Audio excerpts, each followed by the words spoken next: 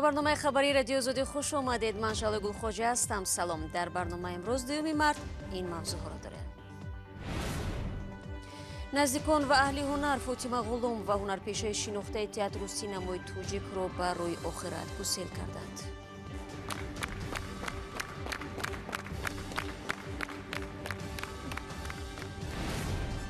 куштори гӯшношунӣ дар ноҳияи рӯдакӣ ноболиғро аввал бо корд ба қатл расонида сипас оташ зада. ҳамсинфаш ба ҳайси гумонбар боздошт шудааст. شایدی عروس صدقه در قشاد بمبرم در قدی بلندی بچه‌ام بمبرم بچه‌م به یگون کس کار نداشته. و مقامات در شهر گلستان بعد 9 ماه اعتراضی کارگرانی چینی در این منطقه را توضیح دادند. آغاز میکنم از خبر پروازها. تاجیکستان پروازهای منتظم به قزاقستان و افغانستان را از سر میگیرد. رئیس اژانسی اویاسیای شهروندی تاجیکستان در یک جلسه در دوشنبه گفته است این تصمیم در پی قرارایستادی جمهوریوی مبارزه با کووید 19 گرفته شده است. پروازها را طریق خطسری دوشنبه الماتو دوشنبه و دوشنبه کابل دوشنبه شرکت های سامان ایر استانا و کم ایر اجرا خواهند کرد. باید گفت فعلا اکثر ساکنان تاجیکستان منتظر برقرار شدن پروازهای دویمی از تاجیکستان به روسیه هستند، ولی مقامات روس تا هنوز در این زمینه رضایت ندادند.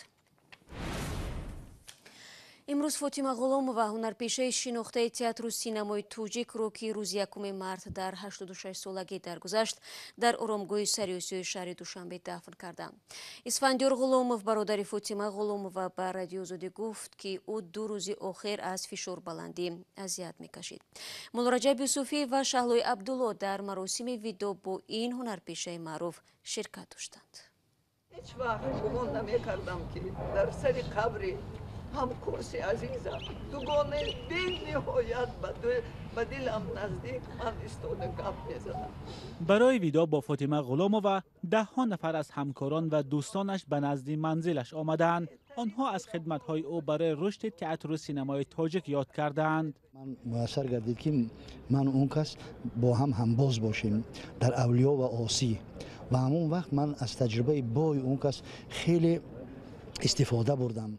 فاطمه غلامova 40 روز پس از درگذشت شوهر سابقش حبیب الله عبدالرزاقov افتید. عبدالرزاقov روز 19 ینور وفات کرده بود. زیخ شدم وقتی که گرچند که با پدرم 45 سال پیش جدا شدم خیلی زیخ شدم. فاطمه غلامova سالهای اخیر در دوشنبه میزیست. او 4 سال پیش در یک صحبت به رادیو آزادی گفته بود تا آخر در صحنه تئاتر بود و فرزندانش هم آنجا بزرگ شدند. هفته به 1 بار میرم مجلس به تئاتر خودم، به تئاتری که من قریب 60 سال عمرم در تئاتر دادم، در تئاتر به نام لاهوتی قریب 60 سال اونجا کار کردم. نان تئاتر خیلی فرزندام کلان کردم، یعنی تئاتر لاهوتی خانه دوم من است. خانواده او را در تاجیکستان عائله هنرپیشگان مینامند. پسرش برزو عبدالرزاقov از کارگردان‌های معروف و برادرش اسفندیار غلامov هنرپیشه و کارگردان تئاتر و کینو است. خواهرش ساجیده غلامova از کارگردان‌های مشهور تلویزیون تاجیکستان بود. فاطمه غلامova از نمایندگان نسلی بود که با آمدنشان در تئاتر و صنعت تاجیک تحولات ایجاد شد، ولی همکنون در 40 روز اخیر از نمایندگان درخشان این نسل علیه حبیب الله عبدالرزاقov، ناصر حسنov و اینک فاطمه غلامova ما را ترک کردند و رفتنشان هم در شرایطی است که متخصصان از وضع تئاتر و سینمای تاجیک نگرانی میکنند.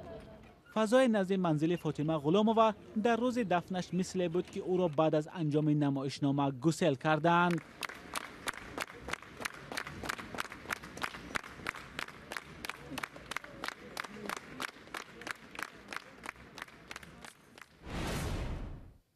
شما برنامه خبری رادیو آزادی رو تماشا دارید. حادثه کشتاری وحشیانه یک خواننده ساکنان نویه رودکی را به دهشت آورده است.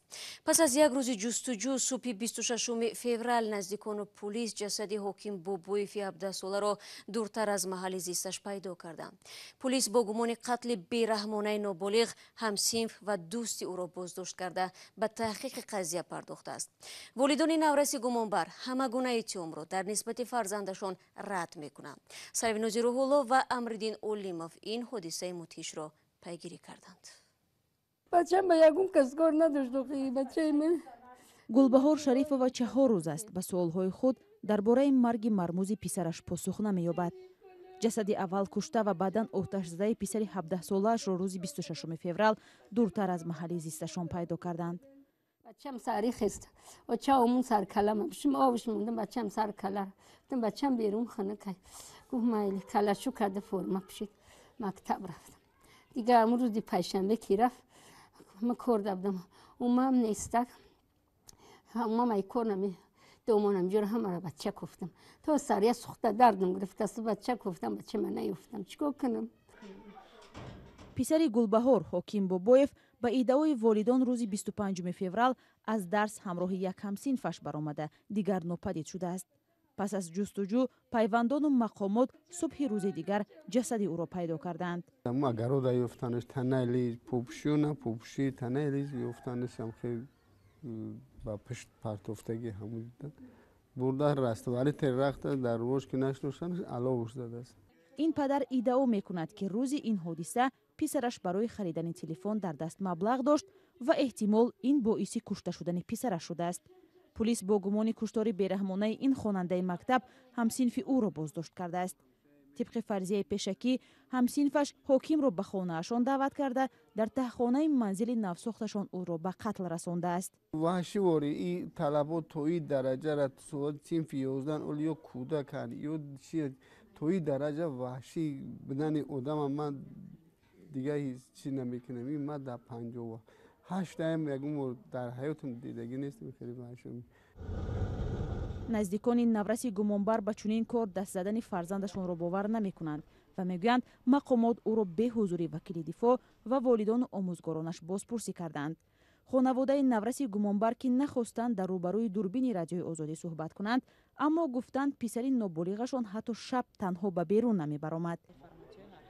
کشتار مرموز حاکم با فرضیه پیشکی از سوی همسینفش همسایگان و آموزگاران آنها را حیران و نگران کرده است.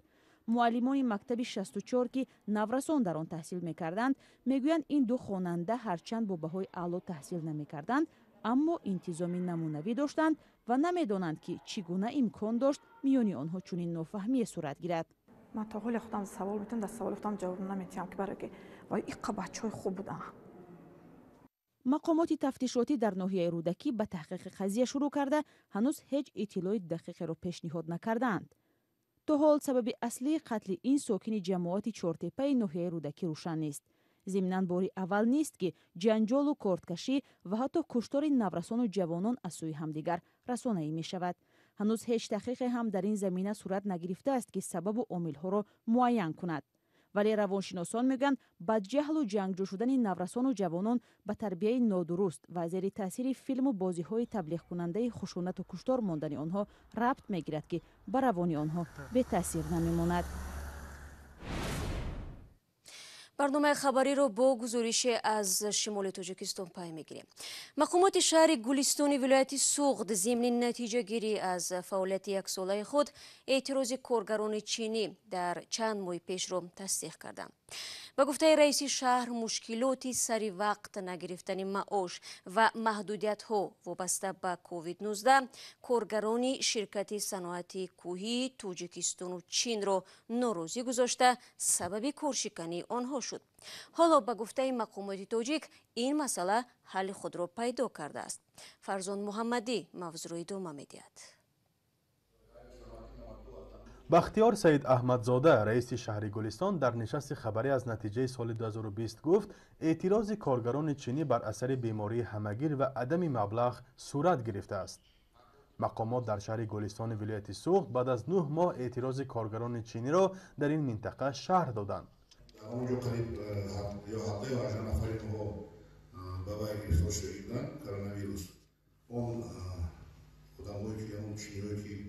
در آن وقت کسات شدن حوضی کارگرای شدن قریب نیمش با بشکر رفت به خیتوی با همون کارگرانی که در اینجا کار میکنن اونها را با علیش کردن با دیگر کارگران چینی نه.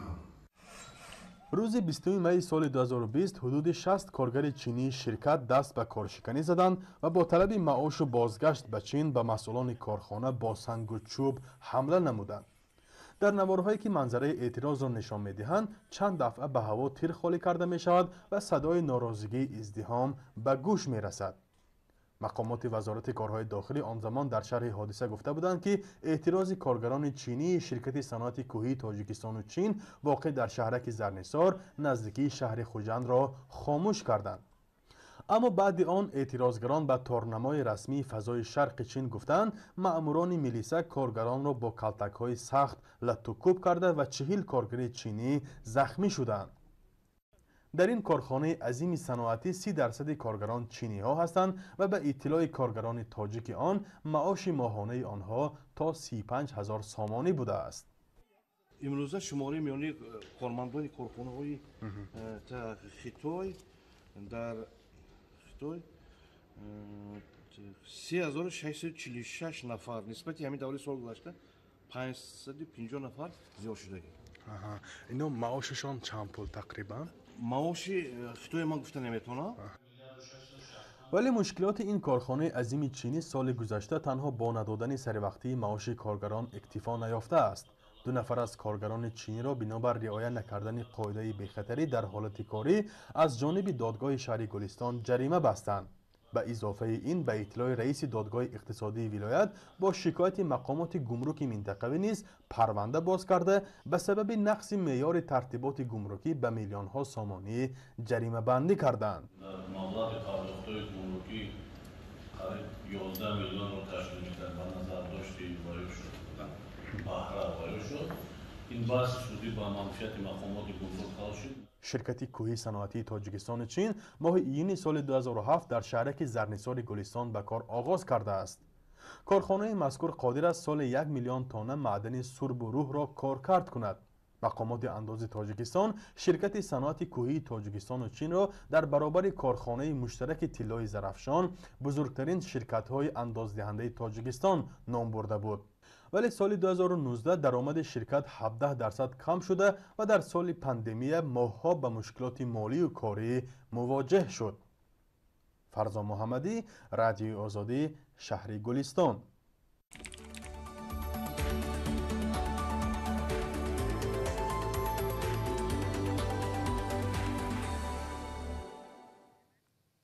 و روز 7 март دسته فوتبال بارسلونا президенти навро انتخاب میکند و در عرفه این سنه مهم حساب ماریو بارتومئو президенти пештараки тирамои соли гузашта баъд як ҷанҷол ба истеъфо рафта буд боздошт шудааст. тафсилот дар гузориши абдулло ашуров. خوسپ ماریو بارتومئو президенти собиқи бошгоҳи футболи барселона рӯзи душанбе пас аз оне ки пулиси каталония идораи бошгоҳи футболро кофтукоп кард боздошт шуд. اسکار گراو رهبری باشگاه و رامان گومز حقوقشناسی تیم نیز به اداره پلیس رفتند. سبب این بازداشت ماجرای پرسر و صدایی به اصطلاح برسگیت شد که به آبروی رهبران تیم فوتبال لطمه وارد کرد. شبکه رادیویی کادنا سر ماه فوریه سال گذشته درباره یک سازشنامه باشگاه فوتبالی بارسلونا با شرکت آیس ری ونچرز گزارش داد. هدف از این سازشنامه به گفته خبرنگاران بالا بردن آبروی خود بارتومئو президенти бошгоҳи футбол و برعکس به آبرو ساختن منقدان او از جمله فوتبالبازان لیونل مسی و خاوی بوده است. برای این کار از بودجه تیم فوتبال 1 میلیون یورو پول جدا شده است. از این داد و ستد ناظران پلیس آگاه شدند. به گفته تفتیشات پرزیدنت سابق پولهای باشگاه بارسلونا را به منفعت شخصی خود صرف کرده است. اما مأموریت باشگاه این عیبنامه را رد می‌کند. چندی از اعضای شورای رهبران که از سیاست بارتومئو حمایت می‌کردند استعفا دادند. در نهایت خود بارتومئو نیز انتخابات نوی پرزیدنت باشگاه را منتظر نشد و با استعفا رفت. و بینندگان عزیز برنامه اخباری آزادی با این گزارش به پایان میرسد. تشکر از یکایک شما از اون که تا این لحظه ها ما رو همراهی کردید. چون همیشه خبر و گزارش های دیگر رو میتوانید در دوام روز در سامانه رادیو آزادی زیر نشانی www.ozodi.org بخونید و نوارها رو در آزادی ویدیو در کانال ما در یوتیوب تماشا کنید. من فردا شما رو با خبرهای نو منتظرم. تا اون دم خدا نگهدار. هر یک شما.